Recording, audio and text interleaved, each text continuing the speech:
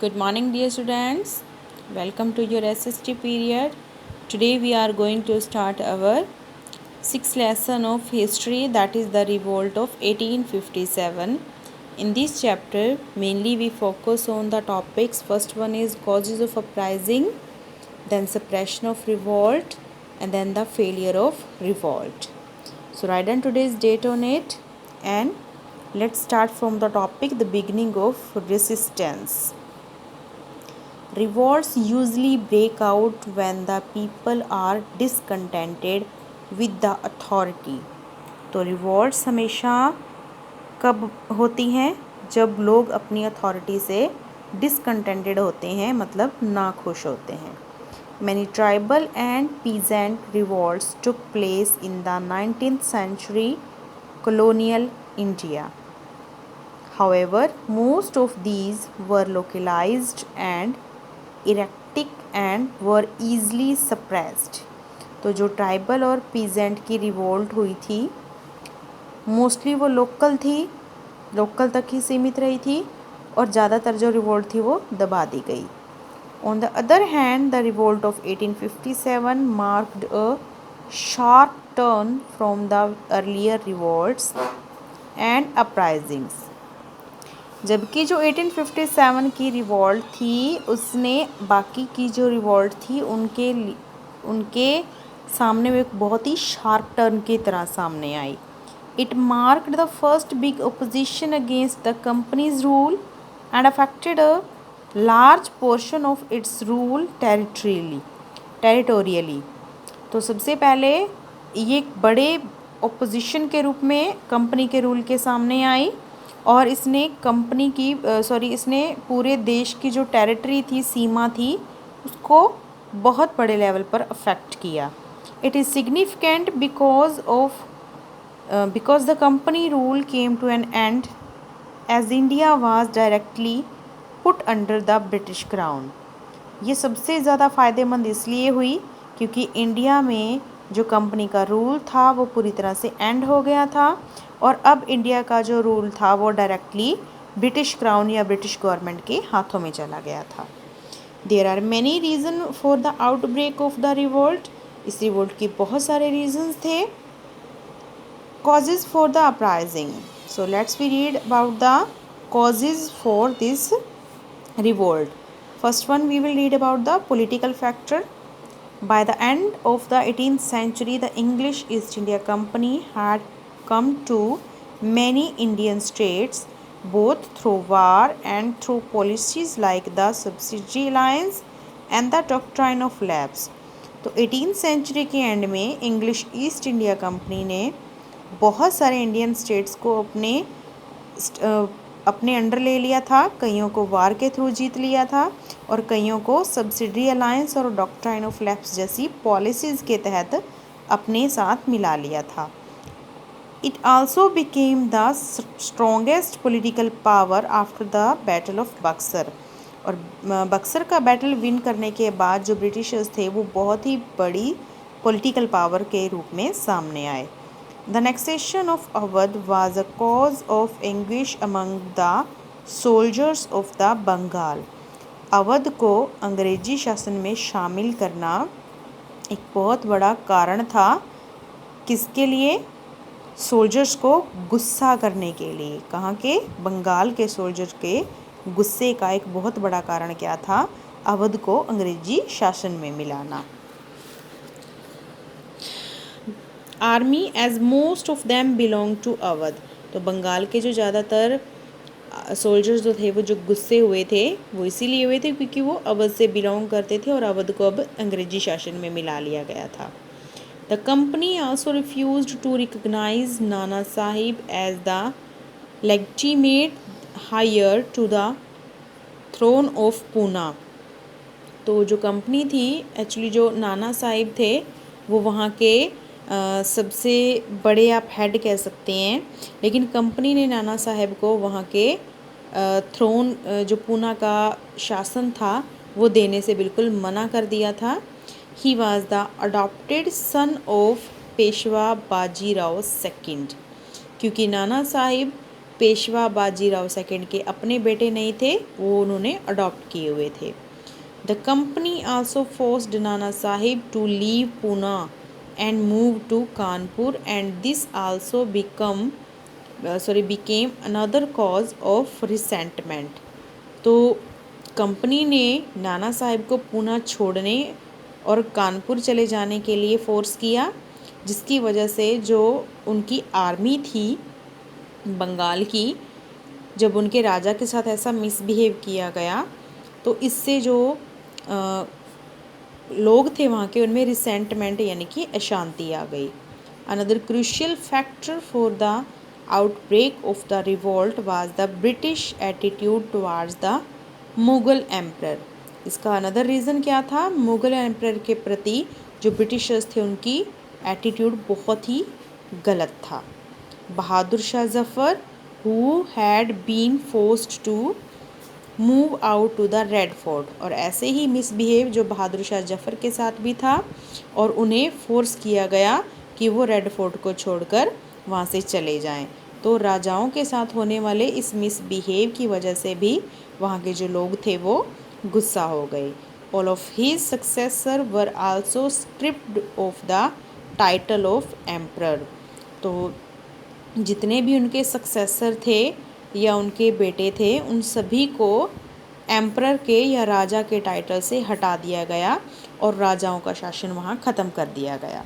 तो this was the political reason of uprising of 1857। Now the economic factor, the company had adopted harsh land revenue policies. The Indian peasant thus became extremely impoverished.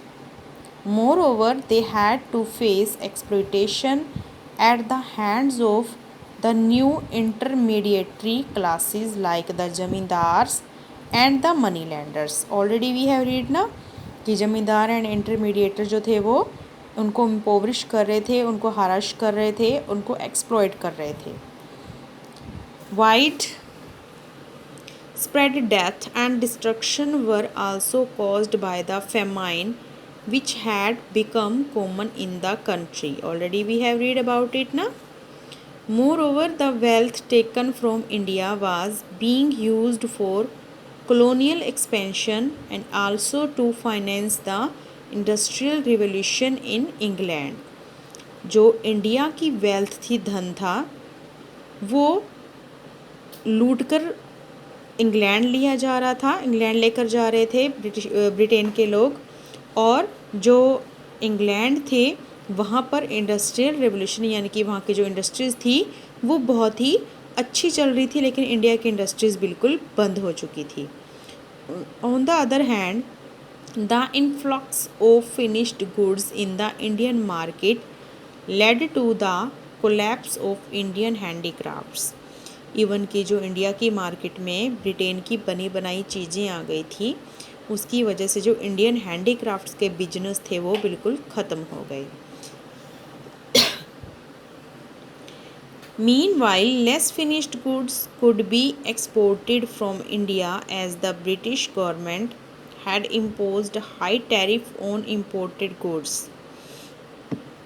जो Britain की government थी वो India के अंदर जो finished goods को मतलब export कर रही थी, उन पर उनको तो बहुत ही यानी कि लेस रेट में दे रही थी, और जो यहाँ का मटेरियल जो इंडिया की बनी हुई गुड्स थी उनको अगर ब्रिटेन में इंपोर्ट किया जा रहा था तो उन पे हाई टैरिफ या हाई टैक्स लगाया जा रहा था, ताकि इंडिया की जो चीज़ें हों वो और भी ज़्यादा महंगी हो जाएंगी।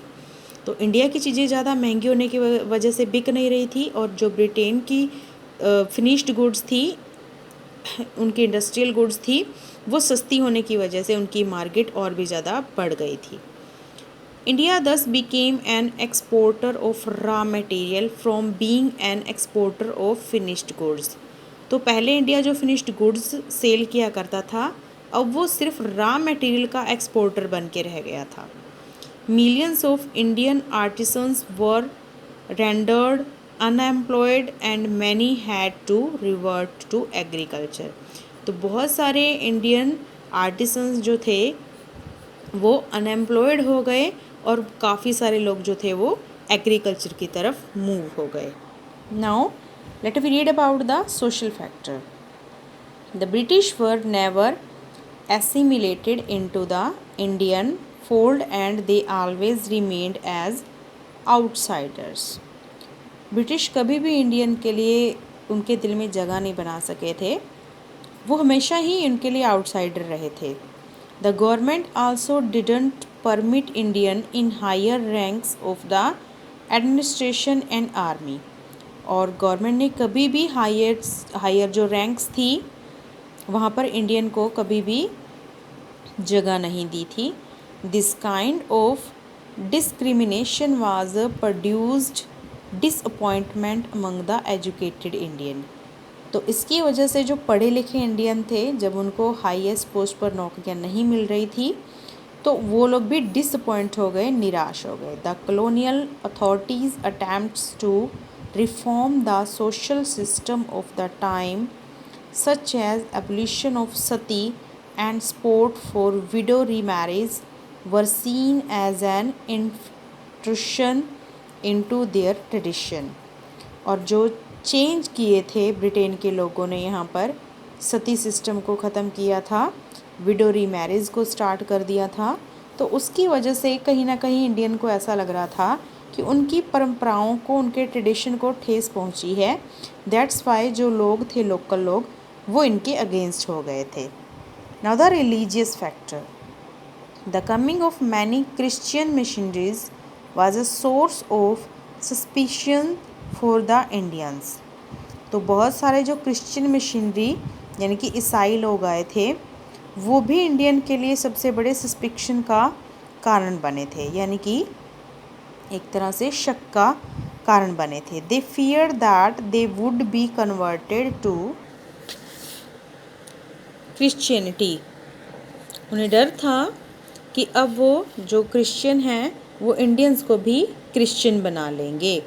The social reforms taken up during this period were also seen as an intrusion into their tradition and culture. और ऊपर से जो सोशल रिफॉर्म्स हो रहे थे, सती ख़त्म हो गई थी या विडो रीमैरिज शुरू हो गई थी, वो इसका सबसे बड़ा एक एग्जाम्पल हो गया था। The introduction of Western education also meant that many Muslim Maulvis and Hindu Pandits lost their traditional roles।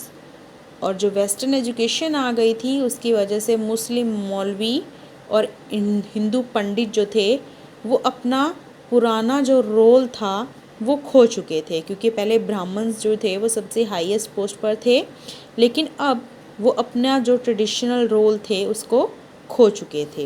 And the last one, the military factor.